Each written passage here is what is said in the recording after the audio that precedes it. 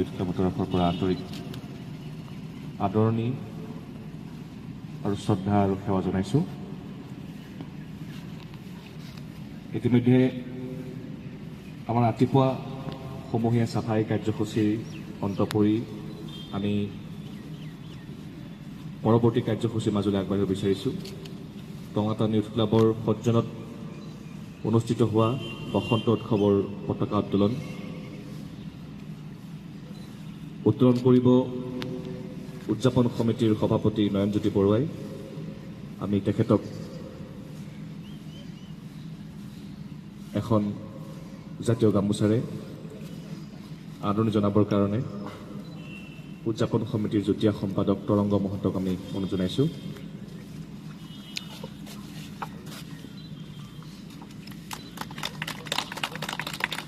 ইয়াৰ পিছতেই স্থায়ী সমিতিৰ পতাকা উত্তোলন কৰিব স্থায়ী সমিতিৰ সভাপতি সীমান্ত নিপুতন ডেকাই।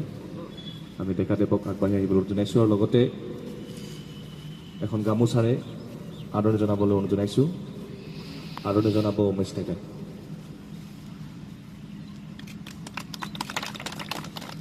আমি দুয়োগৰাকীকে পতাকা উত্তোলনস্থলীলৈ গৈ পতাকা উত্তোলন কৰিবৰ কাৰণে অনুৰোধ জনাইছোঁ।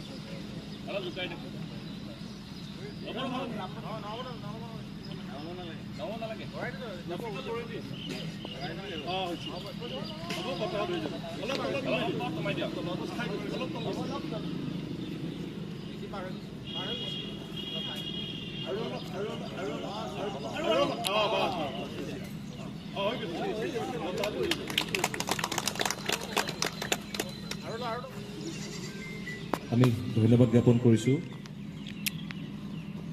নমস্কাৰ।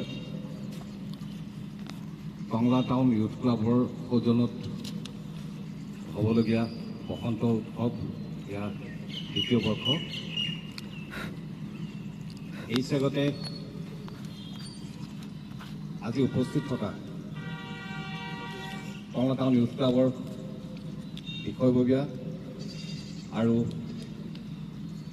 সকলো সদস্য লগতে আজি ইয়াত উপস্থিত থকা আমাৰ সন্মানীয় অতিথিবৃন্দ, পোনপ্ৰথমে পলমকৈ হ'লেও সকলোকে আমাৰ ক্লাবৰ তৰফৰ পৰা আন্তৰিক ৰঙালী বিহুৰ শুভেচ্ছা জনাইছোঁ আৰু লগে লগে তেখেতক কাৰ্যসূচীটি ৰূপায়ণ কৰিবৰ কাৰণে অনুৰোধ জনাইছোঁ।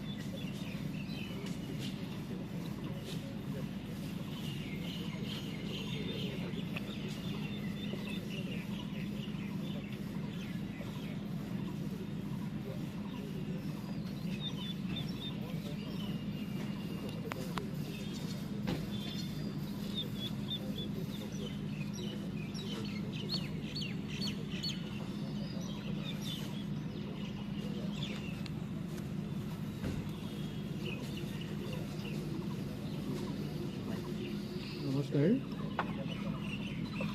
Tongla Town Club, Tongla Town উৎসৱৰ উদ্বোধনত দ্বিতীয় বাৰ্ষিকী বিহু বা বসন্ত উৎসৱৰ উদযাপন সমিতিৰ স্থায়ী সমিতিৰ সভাপতি সম্পাদক প্ৰমুখ সদস্যসকল, মোৰ শ্ৰদ্ধাৰ ৰাইজ, সন্মানীয় অনন্ত ভট্ট ডাঙৰীয়া, সন্মানীয় আমাৰ দুলাল বৰুৱা ডাঙৰীয়া, জ্ঞানেন্দ্ৰ চলিহা ডাঙৰীয়া, আমাৰ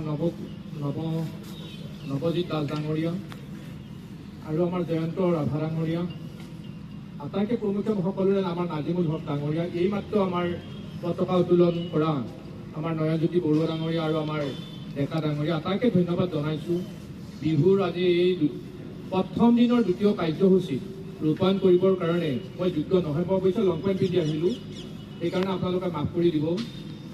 তথাপিতো মই আপোনালোকৰ অনুৰোধ ৰক্ষা কৰি ইয়াতে উপস্থিত হৈছোঁ। আমাৰ এই বিহু এইটো বসন্ত উৎসৱ মানে বিহু উৎসৱ, বিহু উৎসৱ মানে কৃষিভিত্তিক উৎসৱ, কৃষিভিত্তিক উৎসৱ মানেই হৈছে হালোৱা হজোৱা কৃষক শ্ৰমিক পৰুং লুকাই লুকাই ভিক্ষাচাৰ অংক ককা হৈ দাদা হৈ সৰুতে মিলালি মোক ভুই ৰুই থাকিলে এনেকৈ ৰাভা সম্প্ৰদায়বিলাকে গীত গাই গাই কবিৰালি এতিয়াও আপোনালোকে গ'লে দেখিব যে ভুই ৰোৱা শেষ কৰে। নৰতনু দেহা এৰি থৈ বাছা যাবলৈ ওলালো মই, অ' বাছা মোৰ যাবলৈ ওলালো মই, ধন ধন বুলি মই ধন ঘটিলো, বহুদিন খাম লম বুলি, যাবৰে পৰতে টানি বাহি কৰে, ঘৰচু আজাব বুলি, অ' বাছা মোৰ ঘৰচু আজাব বুলি, আৰু না কান্দিবি তই, অ' বাছা মোৰ আৰু না কান্দিবি তই। আমি ছাৰক আগুৱাই আহিবৰ কাৰণে অনুৰোধ জনাইছোঁ। ইয়াৰ পিছতেই তেখেতৰ মাতৃ বাইদেউ ডেইজি চলিহা আমাৰ মাজত উপস্থিত আছে। আমি বাইদেউকো এখন বিহুৱানেৰে গামোচাৰে আমি আদৰণি জনাব বিচাৰিছোঁ। এই আদৰণি জনাব টঙাটা নৃত্য ক্লাবৰ তথ্য প্ৰযুক্তিৰ বিভাগত থকা ৰমেন শৰ্মাদেৱে।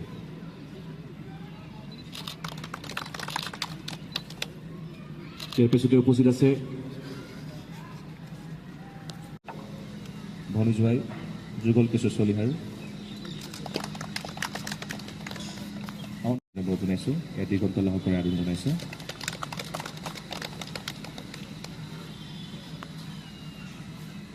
কল্যাণ দাসে ভালকৈ আমি বসন্ত উৎসৱৰ তৰফৰ পৰা শ্ৰদ্ধাঞ্জলি জনাম আৰু এই শ্ৰদ্ধাঞ্জলি জ্ঞাপন কৰিবৰ কাৰণে আমাৰ মাজত উপস্থিত থকা শ্ৰদ্ধাৰ দুলাল বৰুৱা দেৱক আমি এই দায়িত্বটো অৰ্পণ কৰিম। আমি তেখেতক আমি চেগতে আমাৰ এই কাৰ্যসূচী বসন্ত উৎসৱৰ শুভেচ্ছা জ্ঞাপন কৰিছোঁ। শুভেচ্ছা জ্ঞাপন কৰিছে এয়া উমেশ বৰুৱাই আৰু আজিৰ বসন্ত উৎসৱৰ শুভেচ্ছা জ্ঞাপন কৰিব বিচাৰিছোঁ। শুভেচ্ছা জ্ঞাপন কৰিব আদৰণি জনাব জগন্নাথ পুনিয়াই। আমাৰ মাজত উপস্থিত আছে দিগন্ত শৰ্মা। এই আদৰণি জনাইছে মুকুল ভূঞাদেৱে। আমাৰ মাজত উপস্থিত আছে প্ৰভাত কলিতা। আমি তেখেতকো বিহুৰ ওলগ জনাবৰ কাৰণে অনুৰোধ জনাইছোঁ।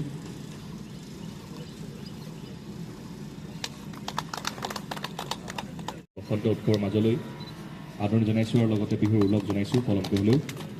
আৰু লগে লগে আজি শ্ৰদ্ধাঞ্জলি একাদশী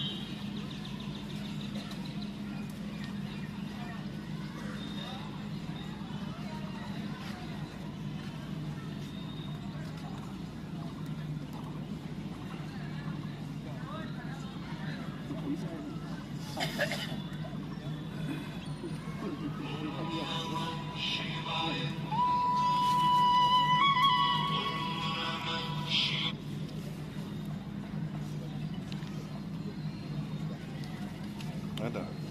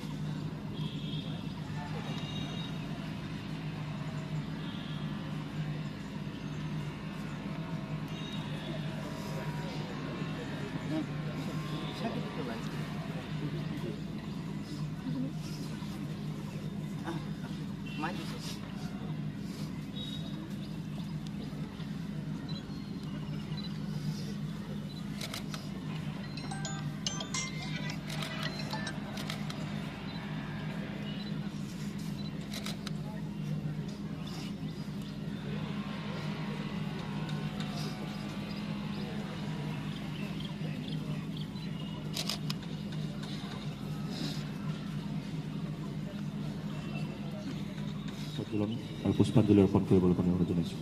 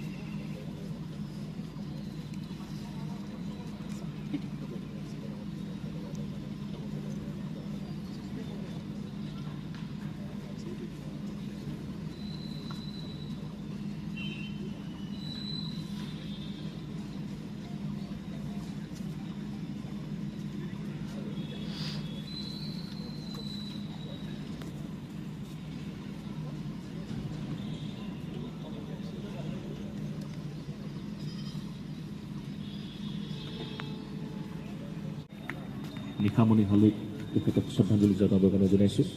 আৰু লগতে ভাস্কৰ জ্যোতি বিহু হুঁচৰি দল হাৰি ভাঙা বিহুৰ দলটি আমাৰ এই বসন্ত উৎসৱৰ লগত চুক্তিবদ্ধ হৈছিল। বিহুত তলিত পৰিৱেশন কৰিলে হয় তেওঁলোকে বিহু। আমি তেওঁলোকক যিসকল ইতিমধ্যে দুৰ্ঘটনাত পতিত হৈ তেওঁলোকে কিছু লোকে আহত হৈছে, তেওঁলোকক আমি তেওঁলোকৰ আশীৰ্বাদ কামনা কৰিছোঁ কঙাতান উৎসৱৰ তৰফৰ পৰা। আৰু লগতে নিশামণি হালৈৰ আত্মা যাতে বিদেহী আত্মাই চিৰশান্তি লাভ কৰক তাৰে কামনা কৰিছোঁ। একাধাৰে এগৰাকী নাগাৰ নামৰ শিল্পী, বিহুৰ এগৰাকী শিল্পী নামতী আমি অকালতে হেৰুৱালো, এটা প্ৰতিভা সম্পন্ন শিল্পী, অসমীয়া লোক সংস্কৃতিৰ আগবঢ়াই নি থকা এনেগৰাকী শিল্পী, এটা সম্পদ অসমীয়া হেৰুৱালে। আমি পুনৰ তেখেতক শ্ৰদ্ধাঞ্জলি জ্ঞাপন কৰিছোঁ আৰু এই শ্ৰদ্ধাঞ্জলি জ্ঞাপন বন্তি প্ৰজন কাৰ্যসূচীতে আমি প্ৰাণৰ শিল্পী ক্ৰীড়ামুখৰ জুবিন গাৰ্গক শ্ৰদ্ধাঞ্জলি জ্ঞাপন কৰিবৰ কাৰণে আৰু বন্তি প্ৰজন কৰিবৰ কাৰণে আমি শ্ৰদ্ধাৰ শিক্ষাগুৰু শিক্ষাবিদ কমলা মহাবিদ্যালয়ৰ অসমীয়া বিভাগৰ মুৰব্বী অধ্যাপক অৱসৰী আমি তেখেতক বন্তি প্ৰজ্বলন কৰিবৰ কাৰণে অনুৰোধ জনাইছোঁ।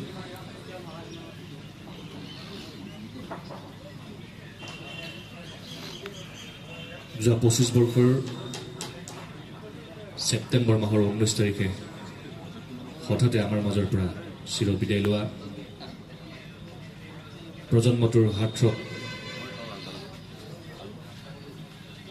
অসমীয়া জাতিৰ হিয়াৰ আমঠু প্ৰাণৰ শিল্পী,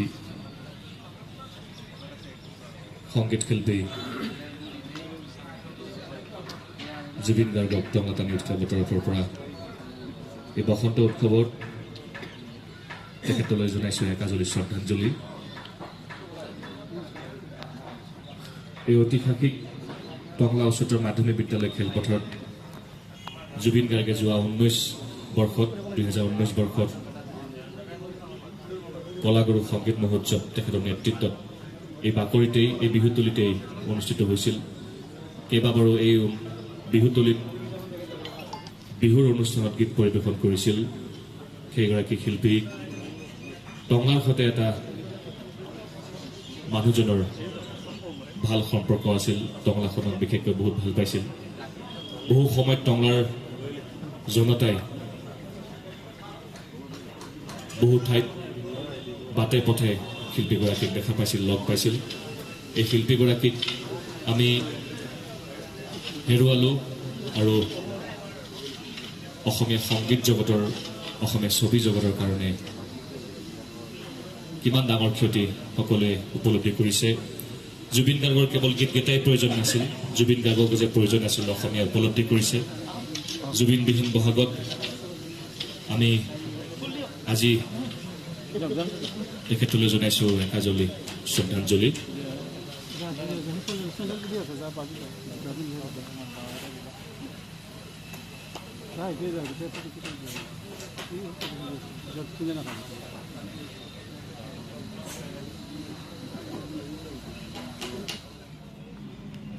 অকালতে হেৰাই যোৱা মৰমৰ সতীৰ্থসকলৰ সদাৰ পিতৃ মাতৃৰ লগতে আত্মীয় কুটুম আৰু ইয়াত উপস্থিত থকা টংলাৰ সন্মানীয় শ্ৰদ্ধাৰ ব্যক্তিসকল আৰু আমাৰ টংলা টাউনৰ ইউথ ক্লাবৰ সমূহ সদস্যবৃন্দ, আমি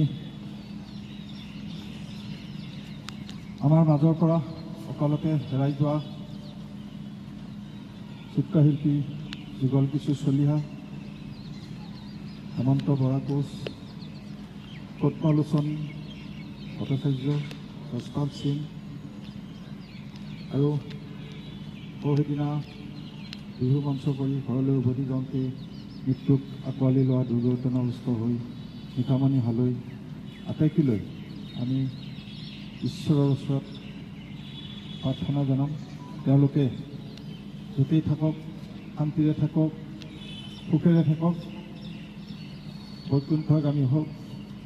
প্ৰভু ভগৱন্তই বৈকুণ্ঠক স্থান দিয়ক। তাৰই কামনা কৰি আমি ঈশ্বৰেৰ ওচৰত এক তিনিকমহে ধন্যবাদ দিম। ওম শান্তি।